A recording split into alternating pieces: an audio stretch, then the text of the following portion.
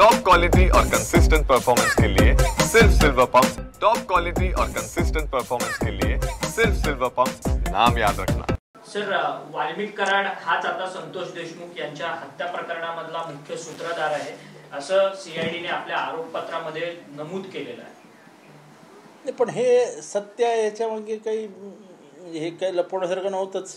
फक्त राजकीय दृष्ट्या हे सगळं दाबण्याचा प्रयत्न होत होता, लपवण्याचा प्रयत्न होत होता. पण मला आठवतं की मी आणि संदीप क्षीरसागर यांनी ज्या दिवशी हे झालं आणि त्याच्यानंतर सातत्याने वाल्मिक कराड हाच मुख्य सूत्रधार आहे.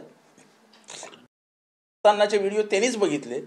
हा खून कसा करावा, म्हणजे त्या माणसाच्या अख्खं रंगातलं त्याच्या अंगातलं सगळं रक्त साखळलं. 3 हाडं सोडून बाकीचे सगळं हाडी मोडली गेली. अरे काय म्हणजे काय, इतका क्रूर कर्म दुसरा कोणी असू शकतो याच्यावरती माझा तरी विश्वास नाही. पण सर, सातत्यानं धनंजय मुंडे जे सध्याचे अन्न व नागरी पुरवठा मंत्री आहेत, त्यांनी सातत्याने विधानं केलेली होती की वाल्मिक कराड हा माझा अत्यंत जवळचा साथीदार आहे. असं आहे की त्यांनी सातत्याने वाल्मिक कराडच्या मागे उभं राहण्याचं काम केलं. वाल्मिक कराडला अटक झाल्यानंतर त्यांच्या ऑफिसमध्ये जाऊन जनता दरबार सारखं काहीतरी भरवलं. इतक्या उघडपणाने एखाद्या क्रूर गुन्हेगाराचं समर्थन करणं हे योग्य नाही.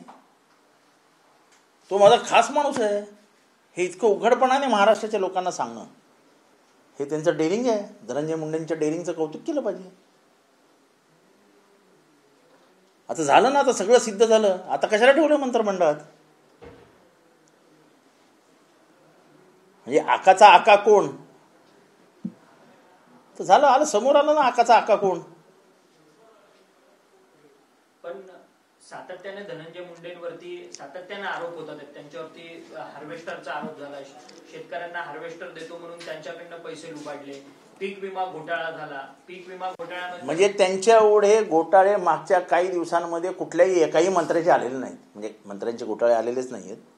पण यांचे जेवढे घोटाळे आले आणि त्याच्यामुळे जे काही बदनामी झाली ती या सरकारची ना भूतो ना भविष्याची बदनामी झाली. माझं स्पष्ट मत आहे, मी आज स्पष्ट मत अधिवेशनाच्या पूर्वसंध्येला सांगतोय की एकीकडे देवेंद्र फडणवीस हे प्रधानमंत्र्यांच्या शर्यतीत आहेत असं दिसतं आहे आणि आमच्या त्यांना शुभेच्छाही असते. जर पंतप्रधान मराठी माणूस होणार असेल तर मी तर खुलेआम शुभेच्छा देईन. असं बॅगेज घेऊन ते आयुष्यभर राजकारण करणार आहेत का? हा बॅगेज आहे, हे ओझं आहे. कशासाठी का? आणि त्यांनी केलं नसतं काय नसतं तर ठीक होतं. आता तर झालं ना, सिद्धच झालं. म्हणजे आधीपासूनच्या सगळ्या हत्या तपासा बीडमधल्या. तुमचे जे न्यायाधीश आहेत मुख्यमंत्री महोदय त्यांना सांगा की स्वतंत्र चौकशी आयोग चालवा आणि सगळ्यांना बोलवा आणि मग त्यांच्यानंतर तुम्ही निर्णय घ्या आणि मग तुम्हाला समजेल बीडमध्ये काय झालंय. म्हणजे जे बीडमध्ये झालंय ना ते अख्ख्या देशामध्ये कुठेही झालेलं. म्हणजे दाऊदविषयी लोक बोलायचे, दाऊदविषयी लोकांमध्ये म्हणजे दाऊदचंही लोकांशी वैर होतं. पण इथे इतकी दहशत आहे की लोक वाल्मिकचं नाव घ्यायलाही घाबरतात. आणि याचं कारण काय तर पूर्ण यंत्रणा वाल्मिकच्या मागे उभी. कोणामुळे? धनंजय मुंडे. इन्स्पेक्टर बदलायचा वाल्मिकचा इन्स्पेक्टर, SP आणायचा वाल्मिकचा SP, कलेक्टर आणायचा वाल्मिकचा. कोण आणायचं? धनंजय मुंडे. वाल्मिक थोडी यायचा मंत्रालयात फायली हलवायला. कुठल्याही मंत्र्याकडे गेलं की प्रवारे धनंजय मुंडेंचं काम आहे, करून टाका, टाक चालेल. त्या महादेव मुंडेचा मर्डर, बापू आंधळेची मर्डर केस, ह्याच्यात घ्या ना, खोलात जा, म्हणजे तुम्हाला समजेल पोलीस यंत्रणेचा किती मोठा सहभाग होता याच्यात या लपवालपवीमध्ये. बजरंग बाप्पा म्हणतात की जवळपास 109 मृतदेह बीड मधनं सापडतील जर तपास झाला तर. असे नाही, आता ते मृतदेह सापडणारच नाही. त्यांची राख झालेली असेल आणि ती राख यांनी ट्रकमधून नेऊन टाकली पण आहे. हे इतकं प्रकरण सोपं राहिलेलं नाहीये. सत्ता आणि यंत्रणेचा वापर कसा करावा ह्याच्या पुढे जर आयुष्यात कोणाला असं करायचं असेल तर त्याची ट्युशन जाऊन धनंजय मुंडेंकडनं घ्या. कसं पचवावं आणि त्याच्यानंतरही कसं असं तोंडावर असं हास्य करत असं. पण सर, सातत्यानेच धनंजय मुंडेंना पाठीशी घालण्याचं काम हे सरकार करत आहे. उपमुख्यमंत्री म्हणतात की धनंजय मुंडे दोषी असतील तर त्यांचा राजीनामा जरूर घेतला जाईल. देवेंद्र फडणवीस सुद्धा आता मुख्य आरोपी सूत्रधार कोण म्हणतं? आम्ही म्हणतो का? आम्ही म्हणत होतो तोपर्यंत ठीक होतं. आता स्वतः CID म्हणते आणि स्वतः धनंजय मुंडे म्हणतात की वाल्मिक कराड माझा एकदम खास माणूस, माझा जिवलग माणसाची हिंमत का होते सगळं करण्याचे? का माझा बाप बसला ना मंत्रालयात, सूत्र फिरवेल. परंतु सातत्यानं बीड मधल्या या घटना ज्या आहेत त्या वाढतानाच पाहायला मिळतात. अवादा कंपनीच्या संपूर्ण अवादा कंपनीला जी खंडणी मागितलेली होती त्याच्यामध्ये अडथळा आला म्हणूनच संतोष देशमुखची हत्या झाली असं देखील. पण तुम्ही बीडचं राजकारण हे खंडणीचंच राजकारण आहे.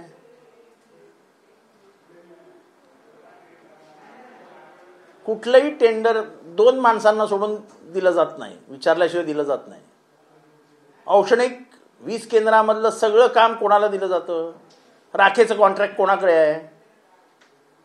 बेकायदेशीररित्या नद्यांमधला उपसा आणि रेती कोणाकडे आहे? 300 मोठ्या मोठ्या ट्रक, 12 चाकी ट्रक कशा काय चालवले जातात? ह्याच्या मागे कोण आहे?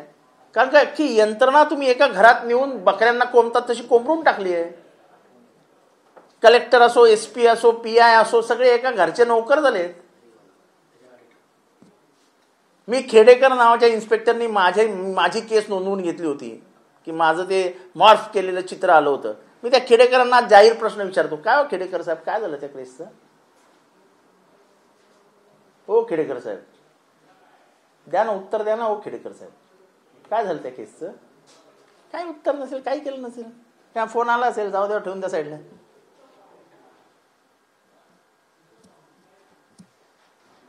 सर, आगामी अधिवेशन आहे, सोमवारपासून अर्थसंकल्पीय अधिवेशनाला सुरुवात होणार आहे.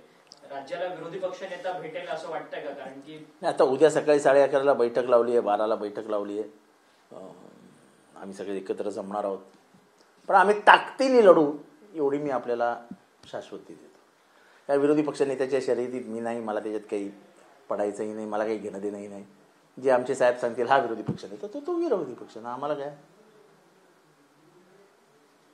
नंबर प्लेटचा देखील घोटाळा, नंबर प्लेटचा घोटाळा अगदी अधिवेशनाच्या पूर्वसंध्येला आम्ही काढलेला आहे.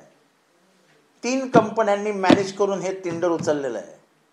या 3 कंपन्यांचे रेट भारतभर काय ते तपासा ना. जर गोव्याला एक कंपनी जी इथे काम करते ती 1 रुपयाला एक वस्तू देते आणि महाराष्ट्रात येऊन 5 रुपयाला देते, तर गोवा आणि महाराष्ट्रामध्ये अंतर काय आहे? तर महाराष्ट्राच्या नंबर प्लेटला काय सोनं लावून देणार आहात? मराठी माणसाच्या खिशात काय जास्त पैसे झालेत? आणि हे सगळे जे हे आहेत ना, म्हणजे टेंडरची नावं, डायरेक्टर्स वगैरे, फोक आहेत, फेक आहेत, फेक. यांची ओरिजिनल नावं विधानसभेत जाहीर करेल. या कंपन्यांचे ओरिजिनल मालक कोण आहेत? माणिकराव कोकाटे यांच्या शिक्षेच्या संदर्भात आता 5 तारखेला न्यायालयाने सुनावणी घेणार आहे, तर त्या दिवशी अंतिम निर्णय सांगणार आहे. त्यांच्यावरती शिक्षेची अटकेची तलवार अद्यापही आहे, मात्र राजीनामा अजून नाही.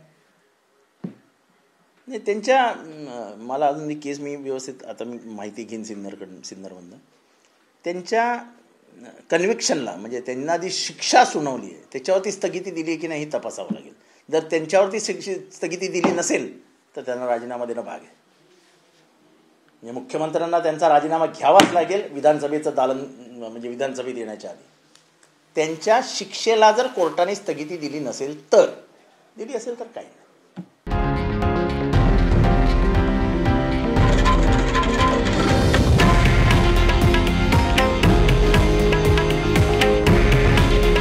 हे आहे देशातील नंबर 1 न्यूज नेटवर्क आणि आपण पाहत आहात TV9 मराठी. काळजी तुमची, हित महाराष्ट्राचं.